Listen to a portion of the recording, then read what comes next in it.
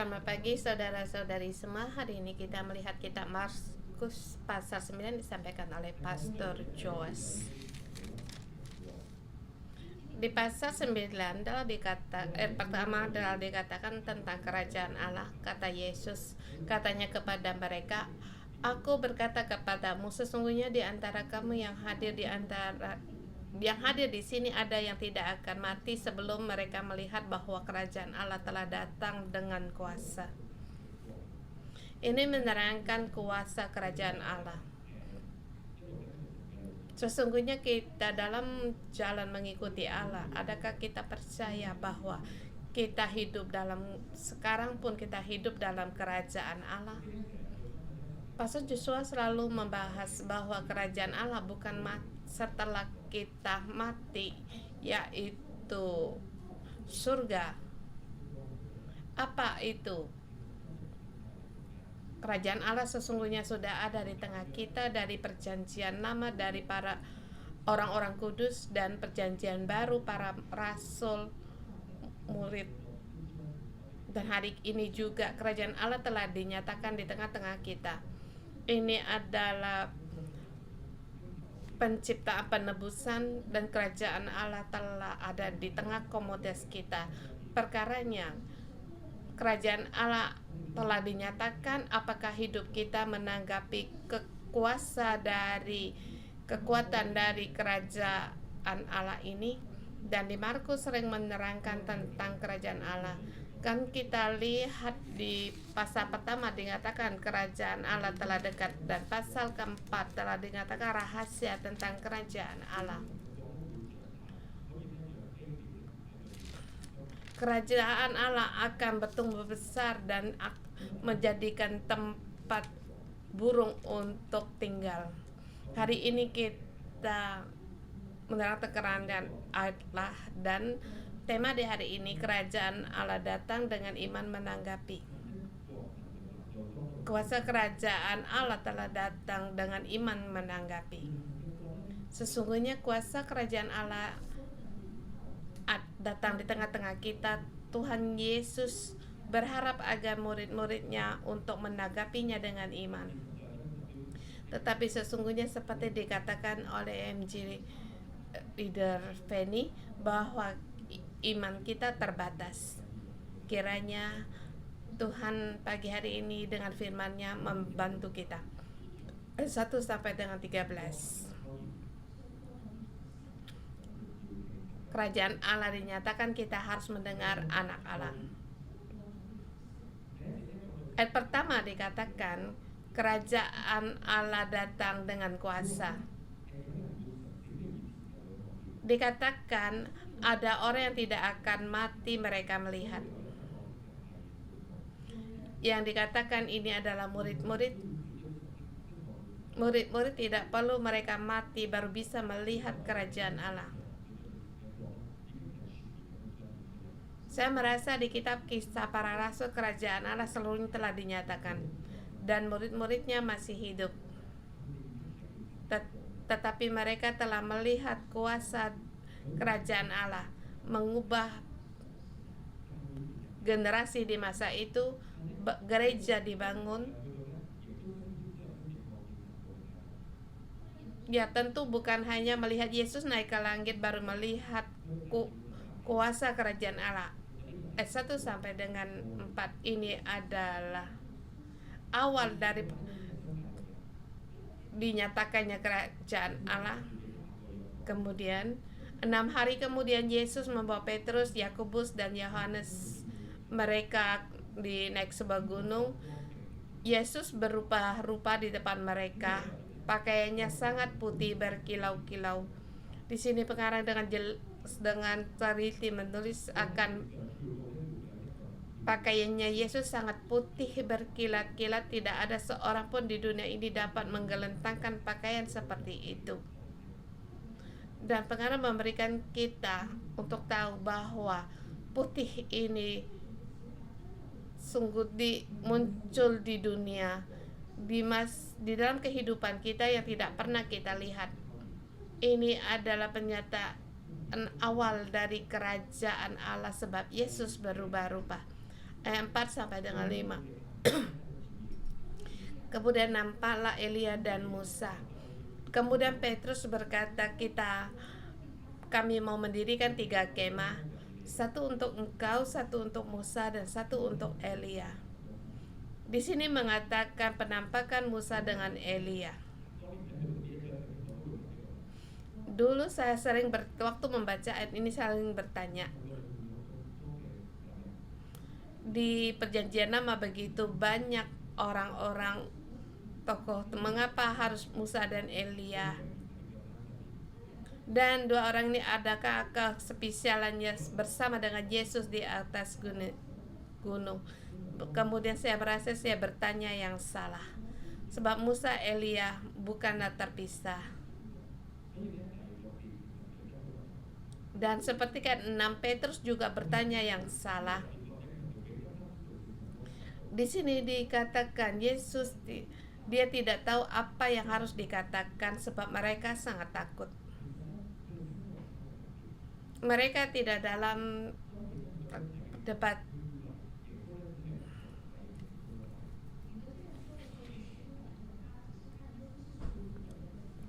Yesus tanggapan Petrus demikian menyatakan bahwa Yesus dalam yang lain, tetapi di sini ketika datanglah awan menaungi mereka dengan terdengar suara ini adalah memberitahukan mereka bahwa dialah Yesus anak Allah yang ia Tuhan kasihi, dan dengarlah dia.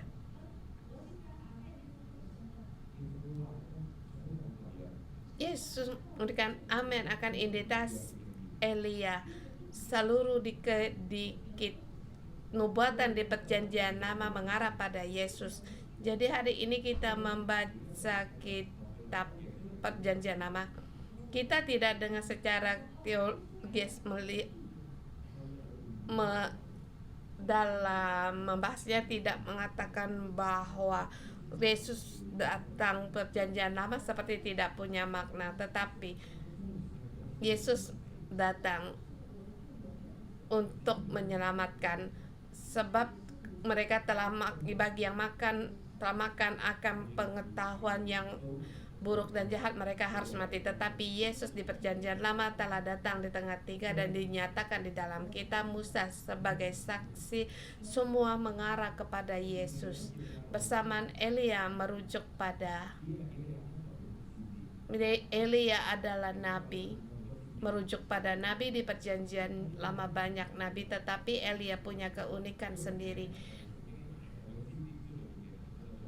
Dia bukan salah satu penulis pengarang di salah tokoh pengarang di Perjanjian Lama. Di kitab Maleakhi berkata, sebelum waktunya Tuhan datang, kedahsyatan Tuhan datang, dia pasti akan mengutus Nabi Elia. Di masa itu, di zamannya Yesus, semua orang mengharapkan agar Elia datang. Mereka percaya waktu Elia datang, nubuatan di kitab Maleakhi akan digenapi, suatu pemulihan akan datang, penghukum Taurat akan dipulihkan, dan kepercayaan akan dipulihkan, dan ibadah pun dipulihkan. Jadi Elia mewakili semua nabi-nabi dan kesimpulan daripada nabi. Dan di sini mengingatkan pada kita, Yesus bukan orang biasa. Yesus adalah anak Allah. Dia menanggapi segala yang dihukum Taurat, dan juga semua menggenapi semua yang ada di kitab para nabi. Semua yang bertanya apa hubungannya dengan Yesus. Dalam kitab 5 Musa, semua yang dikatakan di dalam kitab 5 Musa, sebuah kitab para nabi, itu merujuk pada Yesus. Dan semua kita tahu Injil membawa kuasa dari Perjanjian Lama sampai Perjanjian Baru. Pada saat di ayat ke-7 dikatakan, inilah anak yang kukasihi, dengarlah dia. Awan menanggapi Petrus, Yesus, dan bukan bersama dengan Elia dan Musa di situ terpisah, tapi pada saat di sini pada saat kerajaan Allah dinyatakan, bagaimana kita menanggapi? Pada saat dia berkata demikian, murid melihat sekeliling tapi tidak melihat seorang pun. Kemudian ayat 9 sampai 13, apakah muridnya paham apa dikatakan? Waktu mereka turun di gunung, Yesus berpesan, dikatakan supaya mereka jangan menceritakan kepada seorang pun mereka melihat itu, sebab anak manusia bangkit dari orang mati. Dan mereka berpegang pada perintah itu. Ya, mereka percaya bahwa Yesus Mesias, tetapi yang mereka inginkan Yesus yang memerintah dalam kepolitikan, berharap agar Yesus membawakan pemulihan bagi negara mereka. Tetapi makna kedatangan Yesus yaitu agar manusia dibenarkan. Jadi berpesan untuk jangan menceritakan persoalan tadi. Kemudian mereka bertanya kepadanya, mengapa Elia datang? Mengapa ahli-ahli Taurat di sini, ahli-ahli Taurat berkata bahwa Elia harus datang dan terlebih dahulu. Di sini mereka berharap Elia datang akan mengadakan pemulihan segala sesuatunya. Elia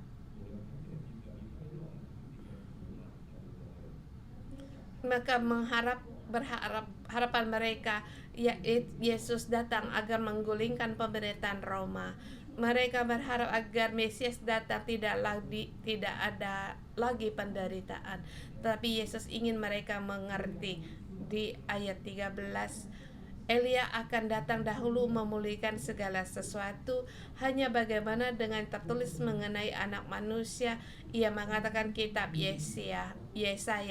Di kitab para nabi telah dinubuatkan bahwa ia akan banyak penderitaan dan akan dihinakan. Memang Elia akan datang dahulu. Memang Elia sudah datang dan orang memperlakukan dia menurut kehendak mereka. Mendengar di sini apa maksudnya? Apakah mengerti apa yang dikatakan oleh anak manusia ini, anak Allah ini? Pada sungguh itu mereka tidak begitu sungguh-sungguh mengerti. Mereka mengharap bahwa pemulihan dan tanpa ada penderitaan, mengharap kerajaannya kembali dipulihkan. Tetapi Yesus meminta mereka untuk mendengar juga harus mengerti bahwa penderitaan dan pemulihan dan penderitaan itu akan ada, tetap ada. Tetapi kamu harus mendengar, taat apa yang dikatakan Yesus yang mas di bumi. Dikatakan anak manusia akan menderita dan dihina. Dikiranya kita mengerti hal ini, tetapi kita tidak sungguh-sungguh paham. Dan ini juga mengingatkan kita untuk kita terus mendengar, bahkan rindu agar kita mengerti satu persatu pesan, satu persatu kitab. Jangan mengira diri sendiri bisa mengerti. Apalagi murid-murid telah melihat kerajaan Allah yang demikian dinyatakan di hadapan mereka, tetapi mereka tidak mengerti. Demikian juga dengan kita di gereja 611, kita banyak melihat banyak mujizat, kesaksian mujizat. Waktu kami start gereja membahas dalam setahun pekerjaan Tuhan, dalam setahun kami tidak bisa menghitung. Kita lihat dalam setahun bagaimana bangsa-bangsa dibangkitkan, bagaimana Tuhan mendirikan pendidikan sungguh kerajaan di Allah dinyatakan, tetapi apakah kita mengerti? Apa sesungguhnya kita hanya mengerti hanya sebagian tentang kerajaan Allah? Kita harus membawa kerinduan, kita merindukan lebih banyak lagi kerajaan Allah dinyatakan dan kita lebih mengerti lagi. Kemudian poin kedua, melihat kemuliaan Allah dan harus melatih iman dan berdoa. Para murid ini mereka melihat Yesus berubah di atas gunung, melihat Musa dan Elia, mendengar suara dari langit, tetapi mereka masih sangat terbatas. Ayat 14-18 mengatakan seorang anak yang bisu. Mereka di situ membahas bahwa banyak orang yang mengerumuni murid-murid.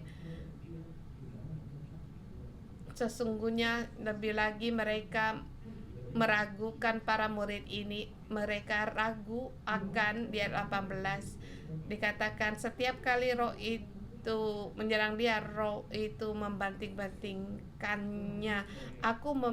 Dan dikatakan juga, aku sudah meminta kepada murid-muridmu supaya mereka mengusir roh itu, tetapi mereka tidak dapat.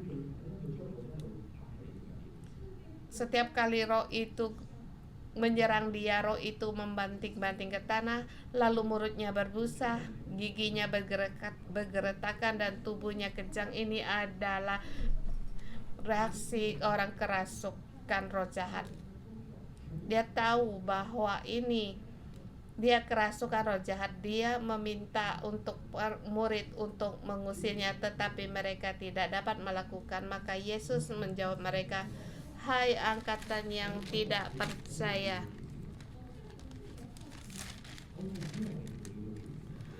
berapa lama lagi aku harus tinggal bersama lagi? Berapa lama lagi aku harus bersabar kepada kamu? Bawalah anak itu kemari. Siapa angkatan yang tidak percaya ini? Siapa itu? Juga termasuk orang-orang di sekitar di masa itu, mereka tidak percaya. Juga termasuk murid-murid yang melihat kemuliaan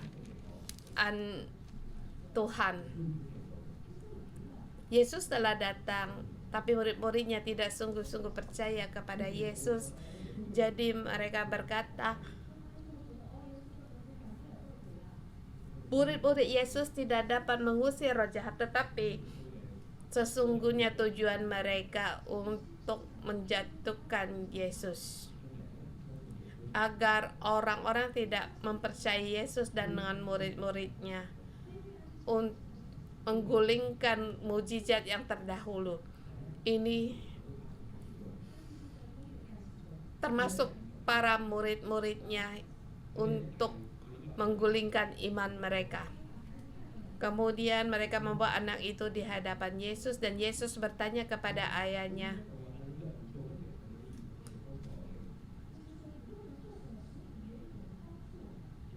jawabnya, jikalau engkau dapat, tak ada yang mustahil bagi orang yang percaya. Pada saat kerajaan Allah dinyatakan, adakah orang percaya? Yesus berkata, jika engkau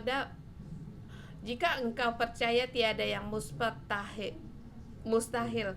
Kerajaan Allah telah datang, kamu harus percaya. Maka anak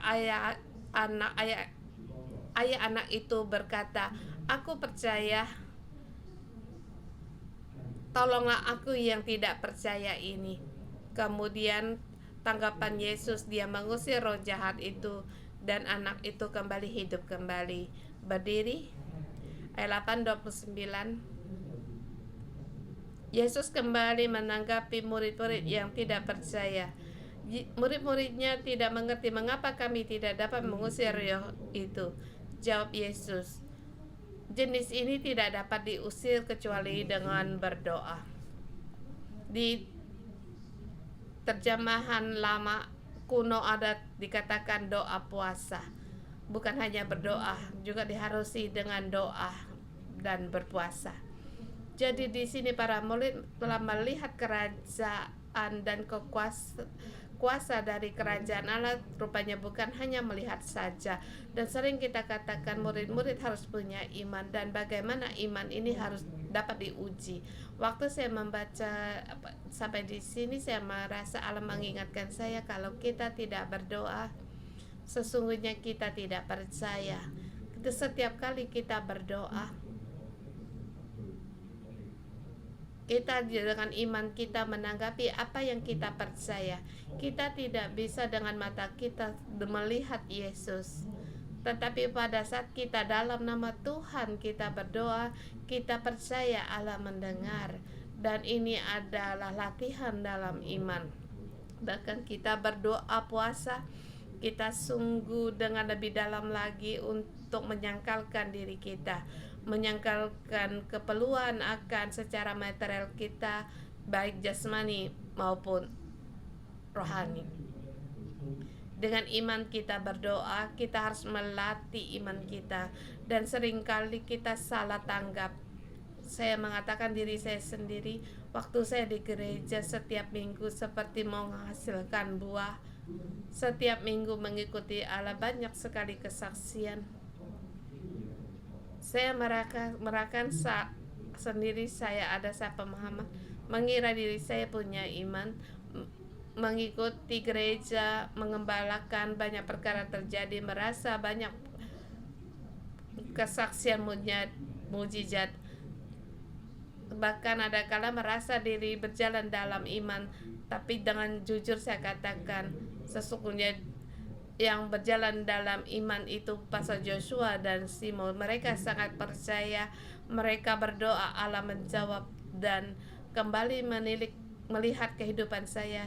Setiap kali saya dalam doa, saya melihat kemuliaan Allah, saya melihat kerajaan Allah. Tetapi belum tentu saya mendapatkan kuasa ini, dan juga aku bukan orang yang percaya. Hanya dalam berdoa, ikut dalam berdoa, kita baru bisa masuk dalam yang kita percaya. Para murid-murid melihat kemuliaan, mereka harus melatih untuk terus berdoa, baru mereka bisa punya kuasa dalam mengusir roh jahat. Dan juga ini mengingatkan kita berjalan dalam kerajaan Allah dengan iman kita ikut serta. Inilah iman dalam partisipasi kita. Kalau tidak, kita akan sama dengan para murid, salah pemahaman. Dikatakan jenis ini tidak dapat diusir kecuali dengan berdoa. Ini menolong kita untuk kembali iman kita dalam berdoa. Poin yang ketiga, kerajaan Allah tidak memperdulikan akan hanya merendahkan diri dan kelapangan data. Di ayat 30, Yesus dan murid-muridnya berangkat dari situ melewati Galilea. Yesus tidak mau hal itu diketahui orang, sebab ia sedang mengajar muridnya. Ia berkata kepada mereka, Anak manusia akan diserahkan ke dalam jalan manusia, dan mereka akan membunuh dia, dan 3 hari sesudah ia dibunuh, ia akan bangkit. Dikatakan murid-murid tidak mengerti perkataannya, namun mereka segan bertanya kepadanya. Yesus mengerti akan paham itu, sebab orang Farisi, orang ahli Taurat terus-menerus mengancam. Tetapi yang saya percaya mereka yang tidak mereka pahami yaitu kebangkitan. Mereka tidak memahami konsep kebangkitan, apa yang dimaksud dengan 3 hari ia bangkit kembali. Kemudian ayat 3-3 mulai mereka terus di situ memperbincangkan. Mereka tidak mempercayai soal kebangkitan, tapi Yesus bertanya kepada muridnya, apa yang kamu perbincangkan tadi di tengah jalan? Mereka memperbincangkan siapa yang menjadi yang terbesar di antara mereka. Ini menanggapi pasal 31. Saya percaya mereka memperbincangkan bahwa Yesus akan mati. Setelah Yesus mati, siapa di antara kita yang menjadi terbesar? Siapa yang terbesar di antara kita? Kita 12 murid mengikuti Yesus. Pada Yesus dia meninggal. Siapa yang mengambil alih? Siapa yang memimpin? Ini perbincangan para murid. Kerajaan Allah itu tidak mengutamakan kemuliaan seseorang, tetapi manusia sangat memperdulikan. Walaupun mereka telah melihat kemuliaan dan mujizat, tetapi mereka di sini memperbincangkan siapa yang terbesar di antara mereka. Kemudian jawab Yesus kepada mereka, jika seseorang ingin menjadi yang terdahulu, hendaklah ia yang terakhir dan pelayan dari semuanya. Di kerajaan Allah bukan mengandalkan kemuliaan sendiri atau mengandalkan siapa yang menjadi terbesar dan lebih besar, tetapi terdahulu yang harus kamu harus menjadi, ya kamu yang terdahulu harus menjadi yang terakhir, dan juga harus menjadi pelayan. Dan kemuliaan kerajaan Allah yaitu menjadi pelayan bagi orang banyak. Kemudian 36-37, kemudian Yesus mengambil seorang anak kecil di hadapannya. Di tengah-tengah muridnya dia memeluk anak itu dan katanya, barang siapa menyambut seorang anak seperti ini dalam namaku, ia menyambut aku. Dan barang siapa menyambut aku, bukan aku yang disambutnya, tetapi dia yang mengutus aku. Di zaman itu pelayanan mereka hanya melayani orang-orang kaya. Di tradisi di dalam pemerintahan Roma, tradisi kemuliaan, dalam tradisi kemuliaan Roma, siapa yang punya kemuliaan, dia akan dibuatkan patung, dipahat buatnya. Tapi mengikuti Yesus bukan memegahkan kemuliaan, tapi Yesus membawa murid-muridnya di dunia berjalan dalam jalan baru yang dikejar oleh kerajaan murah, yaitu kemuliaan, tetapi kerajaan Allah yang dikejar yaitu merendahkan diri. Dan juga kerajaan Allah yaitu kelapangan. Kemudian kata Yohanes kepada Yesus, Guru, kami melihat seorang yang bukan dari pengikut kita mengusir setan demi namamu. Tapi jawab Yesus, mungkin dia bukan salah satu dari muridnya Yesus atau orang-orang dari salah satu komunitas Yesus, tetapi di sini Yesus berkata, jangan kamu cegah dia, sebab tidak seorang pun yang dapat melakukan mujizat dalam namaku, seketika itu juga mengumpat aku. Barang siapa tidak melawan aku, ia ada di pihakku. Kita lihat Yesus secara daging bersama mengikuti Yesus, tetapi Yesus dengan kelapangannya, dia melihat murid-muridnya berbeda dengan orang lain. Yesus bertanya mengapa dia tidak mengikuti kita, tapi yang Yesus lihat yaitu peluasan kerajaan Allah. Bahkan di ayat 40-41 Yesus berkata, ayat 41 ia berkata, sesungguhnya barang siapa memberi kamu minum secangkir air oleh karena kamu adalah pengikut Kristus, ia tidak akan kehilangan upahnya. Mereka akan mendapat upah pelayanan, tidak menghitung besar atau kecil, tetapi di dalam kita harus sering bersyukur. Saudara semua, kita sering mengatakan kuasa kerajaan Allah kita akan membawa sepertinya satu kedudukan yang tinggi dan kemudian, tetapi jalan kerajaan Allah berbeda. Kalau kita sedikit tinggi hati, Roh Kudus akan mengingatkan kita yang Yesus inginkan, yaitu kerendahan hati. Kalau kita merasa sedikit sesuatu yang dalam hati kita, kita dapat aja kerajaan kita melihat orang yang tidak enak kita lihat, tetapi Roh Kudus mengingatkan kita bahwa kerajaan Allah itu luas. Semua yang milik Yesus untuk saling merangkul, saling menerima, kita saling mengasihi, sebab kerajaan Allah tidak mengutamakan kemuliaan perorangan, tetapi mengutamakan kerendahan hati dan keikhlasan hati. Kemudian kerajaan Allah datang, kita harus percaya yang kekal. Kita percaya pada apa? Kekudusan, kesatuan.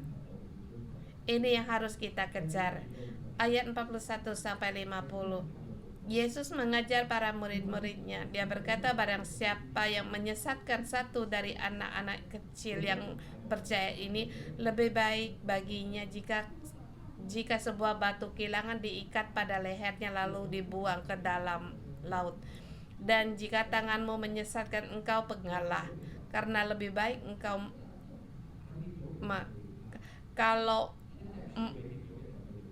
kalau matamu yang membuatmu menyesatkanmu, congkellah dia, supaya jangan keduanya membawamu ke dalam neraka.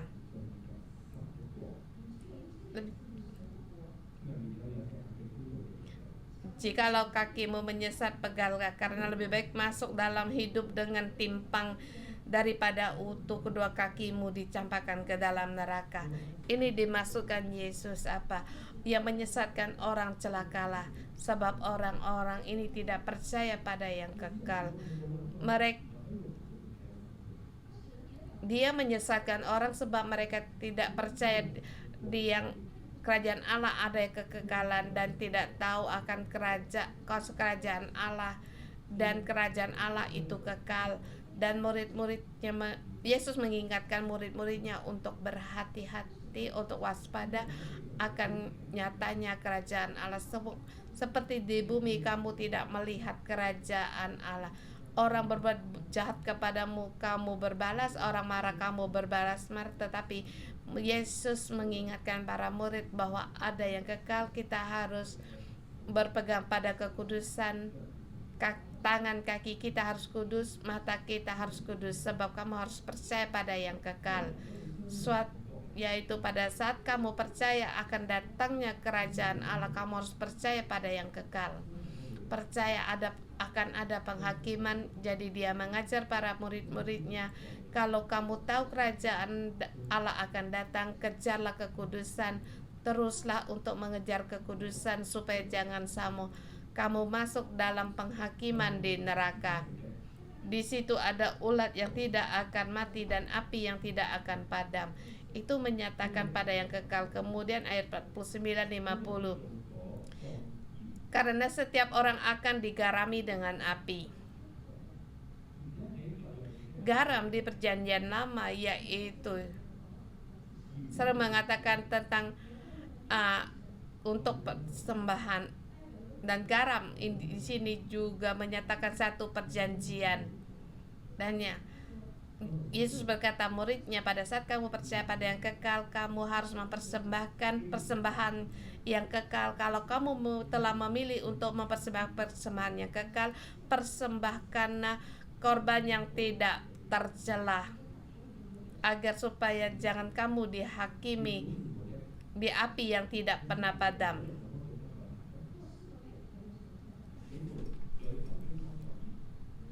Kemudian garam memang baik, tetapi jika garam menjadi hambar, dengan apa kamu mengasinkannya?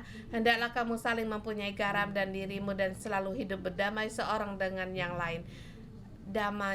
Garam adalah merujukan pada perjanjian. Kerajaan Allah telah datang, bahkan dia berkata kepada murid-muridnya, komunitas ini, agar mempunyai kehidupan yang membawa rasa untuk hidup berdamai dan satu dengan yang lain.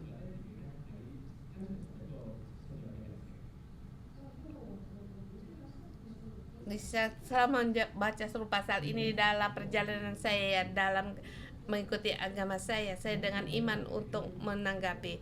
Pada saat dulu saya mengejar kuasa kerajaan Allah, saya ingat waktu saya datang ke kerajaan Allah, yang saya kejar kuasa kerajaan Allah, melihat orang berdoa dengan bahasa roh, saya ingin mendapatkannya. Saya mendengar suara orang, saya ingin punya kuasa nubuatan. Pada saat saya melihat orang menapangkan tangan berdoa pada orang itu dipenuhi Roh Kudus, menyembuhkan sakit penyakit dan mengusir roh jahat. Saya mengira semua kerajaan Allah hanya ini, dan saya terus berusaha untuk mengejarnya. Tetapi setelah sementara waktu dalam mengikuti Allah, waktu saya mulai bangkit melayani, dan sampai pada hari ini saya menemukan konsep kerajaan Allah terhadap saya ada perubahan. Sesungguhnya di manakah kuasa kedahsyatan dari kerajaan Allah? Iya, doa pelepasan, pemulihan dan nubuatan ini memang menyatakan kerajaan Allah yang diberikan juga kepada gereja.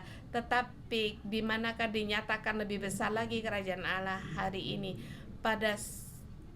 Saya merasa kuasa yang diberikan gereja yang terbesar apa? Yaitu saya selalu bersyukur dan bertobat, sebab pada saat kerajaan datang, setahun demi setahun membawa kita pada pertobatan, terus mengatasi kehidupan kita. Pada saat kita terus berdoa, saya melihat kuasa kerajaan Allah dinyatakan,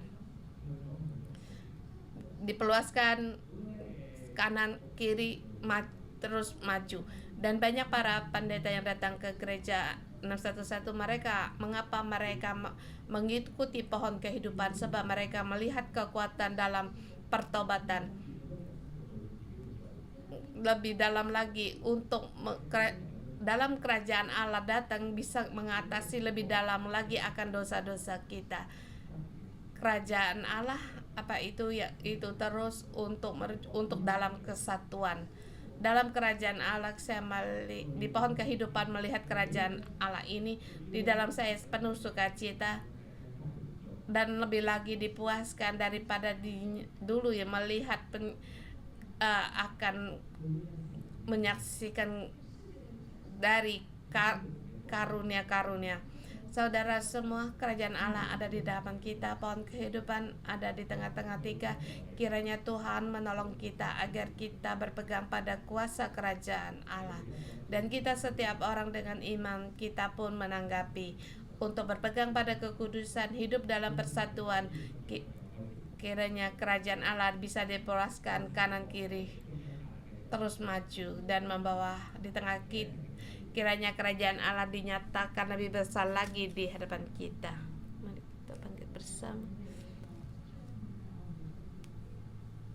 Ya Tuhan, kerajaan Engkau nyatakan di teman kami. Engkau memberikan kami pertobatan untuk kembali kepada Engkau. Kiranya mata kami hanya tertuju pada kami. Biarlah mata kami melihat agar kami bisa melihat kerajaan dan kemuliaan-Mu dan melihat Engkau sendiri.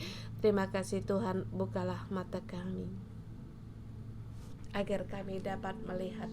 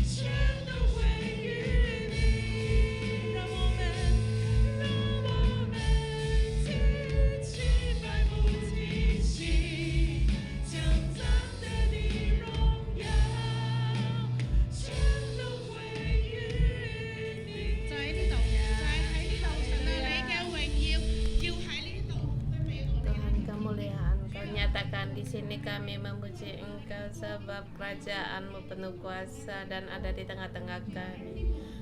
Saudara semua, mari kita bersama berdoa. Kamu di sini melihat kerajaan, mengalami kerajaan, kita memuji Allah kita dan bersyukur, dan bersama kita deklarasikan Yesus telah mengatasi hukum dan Taurat, dan telah menggenapi hukum Taurat dan juga kitab para nabi.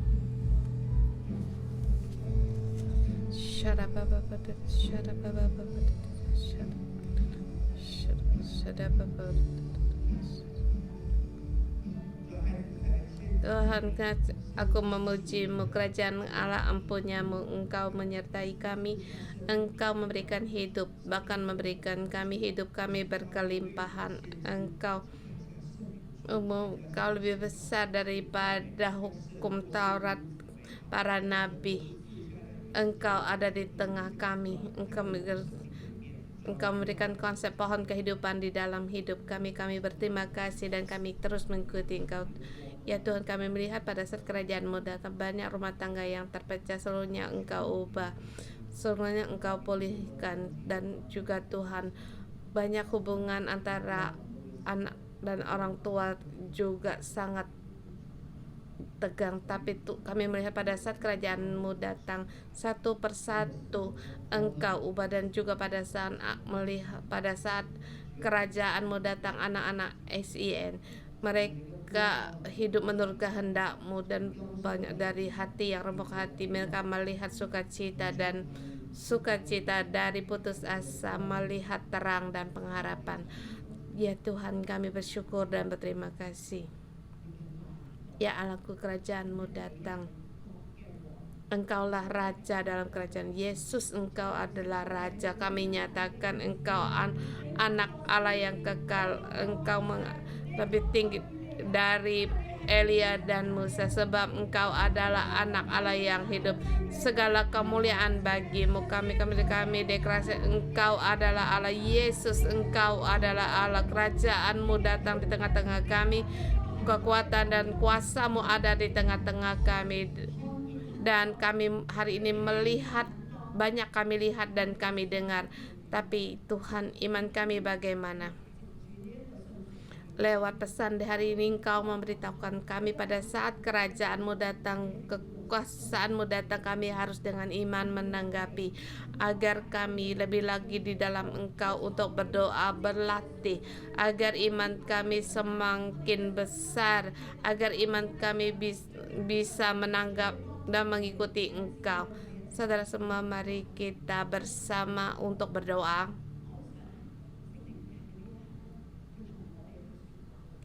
Hari ini saya ingin agar Roh Kudus untuk berbicara kepada kita.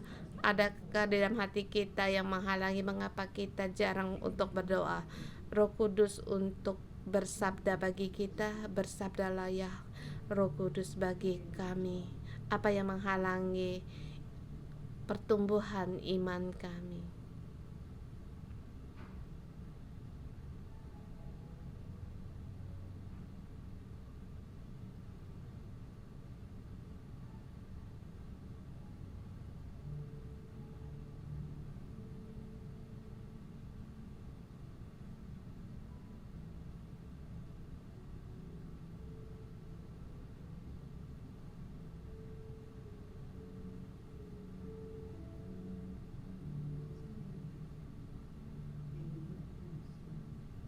Yesus berkata,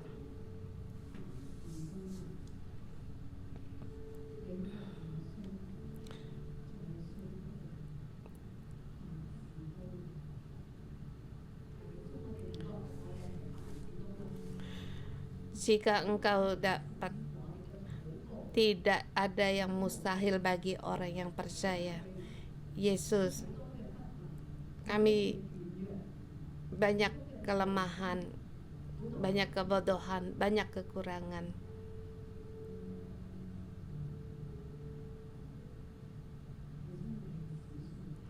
Yesus, kami orang-orang yang tidak percaya, kami kurang percaya. Banyak hal-hal yang menimbun kehidupan kami. Tadi Roh Kudus menolong kita, apa yang menghalangi iman kita, kita berdoa. Mungkin di dalam kita banyak iri hati, perdebatan, pertikaian, ingin berebut menjadi yang terbesar, melihat perasaan yang negatif, tidak percaya diri. Kita setiap orang kita berdoa pada Tuhan.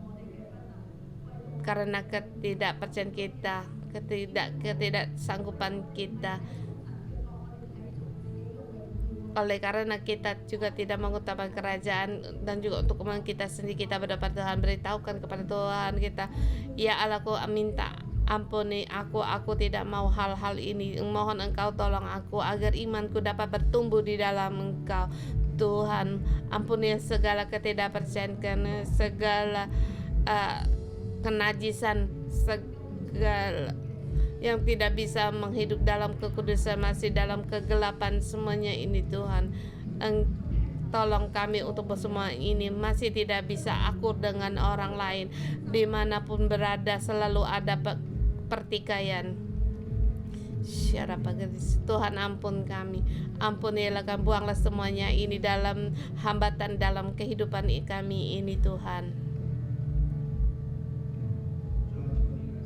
Tuhan, mohon Engkau ampunilah aku mengandalkan diriku sendiri lebih banyak daripada mengandalkan Yesus. Ampuni aku merasa setiap hari sibuk. Saya merasa berdoa menyia-nyiakan waktu, dan juga berdoa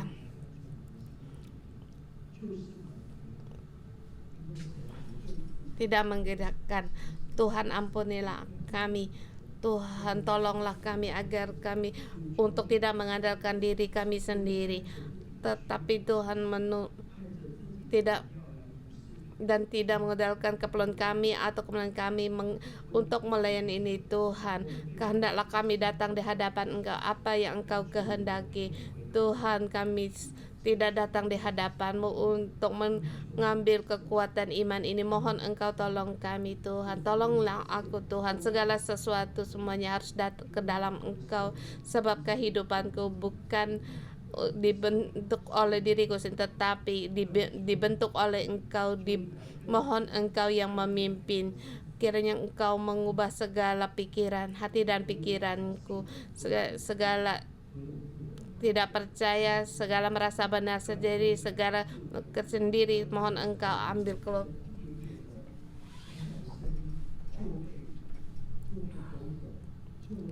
Tuhan, kadang sering mengambil keputusan salah sedikit oleh kata orang. Tuhan, mohon Engkau tolong aku dan tolong aku agar terus menjaga kekudusanku, lebih banyak lagi mengandal Engkau. Yesus, mohon Engkau mengampuni kami. Ada kalanya mata kami seringkali tertuju pada situasi kesusahan, keadaan yang sulit. Dalam situasi ini merasa kami tidak ada harapan. Di dalam kesulitan kami sering kecewa. Tuhan, kami tidak bisa, pandangan kami tertuju pada Engkau dan janji-Mu, tertuju pada ikatan hubungan yang erat dengan Engkau yang membawa pengharapan dan iman. Tuhan, ampunilah kami agar kami dengan hubungan sesama sering-sering dibesar-besarkan, menghilangkan gesekan, membuatkan satu kesalahan kami tidak percaya.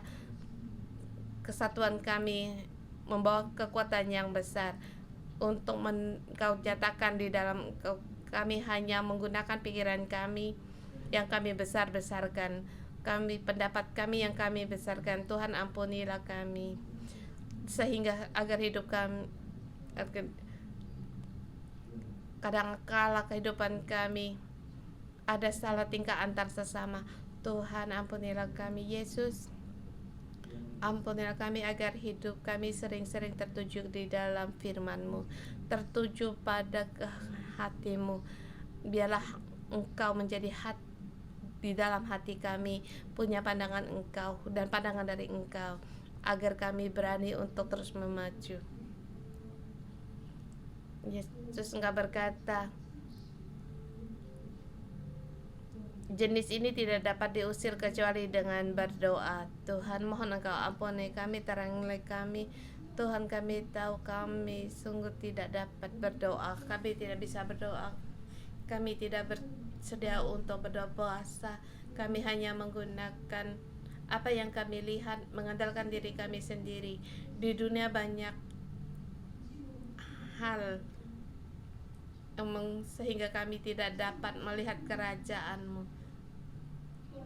Tuhan, bagaimana ingin seperti Engkau, bagaimana Engkau hanya tertuju pada kerajaan Allah. Engkau melihat Elia dan Musa, Engkau tidak tertuju pada kemuliaan-Mu sendiri, tetapi pada kerajaan Allah. Engkau tetap tertuju pada kerajaan Allah. Tuhan, tolong aku, tolonglah kami. Di pagi hari kami mendekat pada firman-Mu. Kami berkata kepada Engkau, Engkau berdoa, kami pun ingin berdoa. Engkau berdoa, kami pun berdoa. Engkau berpuasa, kami pun mau berdoa. Berpuasa, kami mau melepaskan segala keperluan kami dan kami mau mencari kerajaan-Mu. Usirlah segala merasa benar sendiri di dalam penolakan di dalam hati kami. Tuhan, ada kalanya kami dalam mengikuti Engkau, ada kalanya kami melakukan sesuatu untuk harus ada keuntungan bagi kami.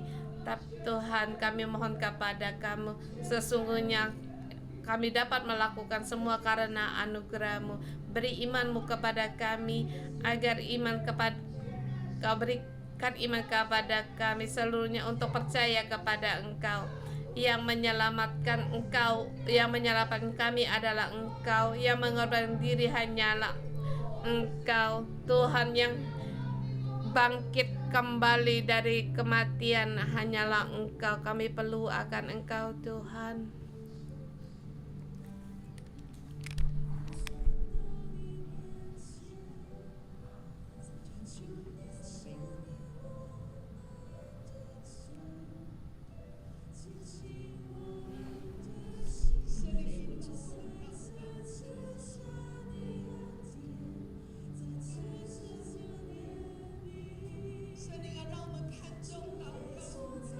Roh Kudus, tolong kami agar kami bisa mengutamakan untuk berdoa. Tolong kami agar masuk dalam hidup kami dalam berdoa.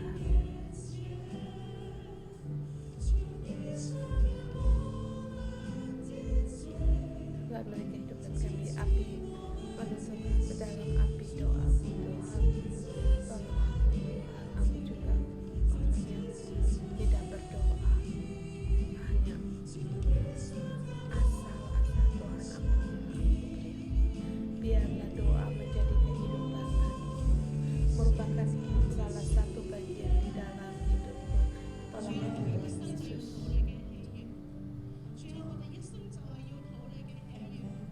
Tuhan, sehidup kami ingin berkenan bagi-Mu. Walaupun banyak hal kami mohon Engkau tolong kami agar kami tahu akan hal mengerti akan hal-hal yang terjadi, mengerti akan kehendak-Mu. Agar Tuhan, dan juga tolong kami agar kehidupan walaupun sedikit kasih karena kami pun bisa berbagi bagi orang lain. Saat ini Tuhan, kami datang di hadapan kami berdoa bagi Taipo tempat ini, dan besok kami ada malam Natal yang berbeda. Kami mengalami hal yang berbeda dan masih kami berharap agar semua orang ingin mengalami damai sejahtera yang berbeda ini. Saudara semua, mari kita berdoa untuk di Taipo untuk acara besok malam Natal yang berbeda ini. Damai secara berbeda, kita bertemu ada di daerah Taipo ini. Share.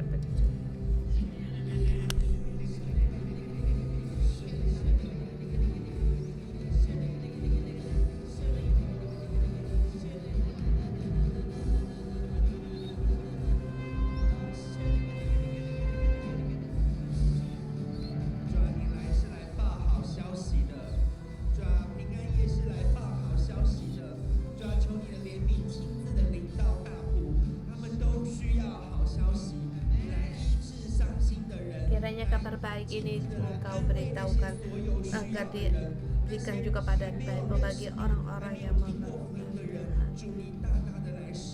Kami berikan, pakailah kami setiap orang.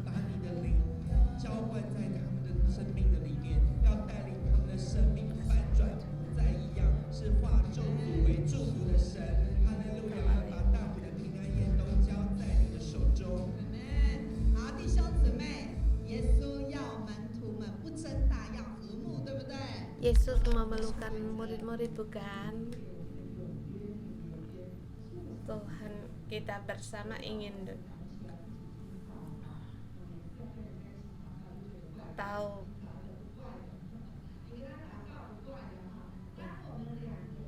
pada saat kita berdoa, kita berikan kerinduan pada di Hong Kong, di kota kita, tapi di Taipei. Satu, kita berdoa untuk ibadah kita, puji-pujian, doa.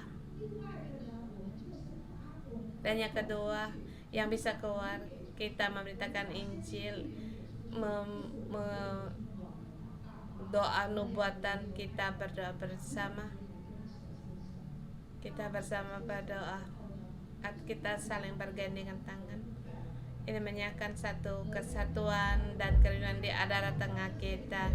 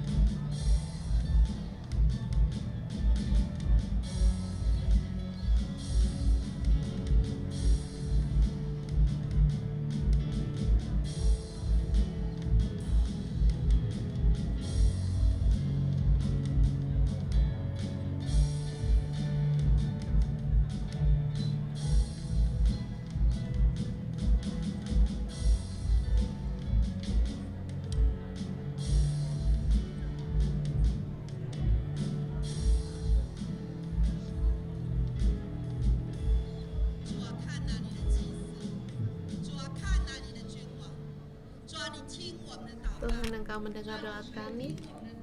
Engkau mendengar doa kami, Tuhan. Pada saat kami berdoa besok di dalam malam Natal yang berbeda, Engkau memakai kami setiap orang, baik di gereja di Taipei, New Crop, semua cabang gereja, semua. Tuhan, kami mau membawa damai sejahtera ini disebarkan, damai yang Kau berikan, damai sejahtera yang Kau berikan,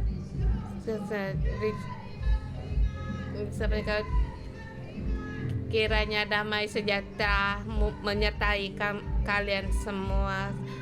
Kiranya damai sejahtera ada pada penduduk di Taipei. Tuhan, Kau tolong kami berharap kepada Engkau.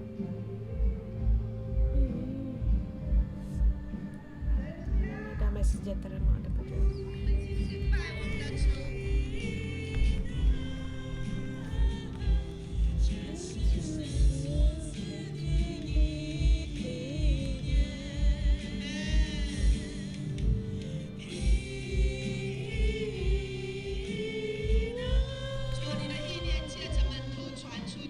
Tuhan, Engkau mengutus murid-Mu keluar.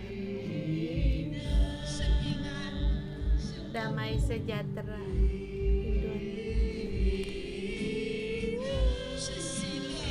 sukacita,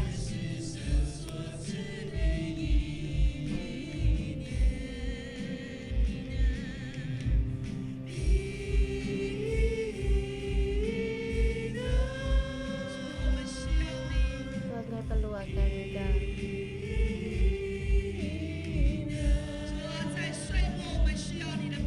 Tuhan, Kau perlu akan damai sejahtera-Mu, Tuhan.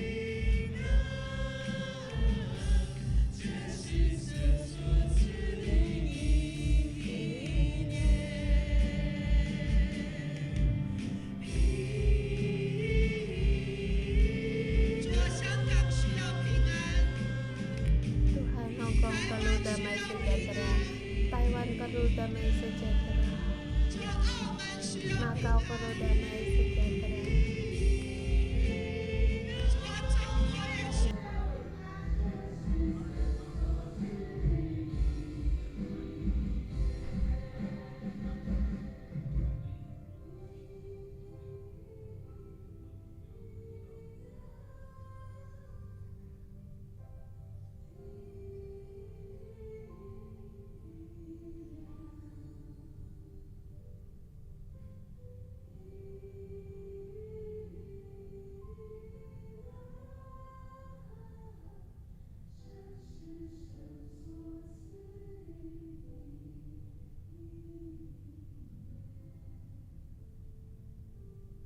主啊，你的同来进入我们灵里的深处。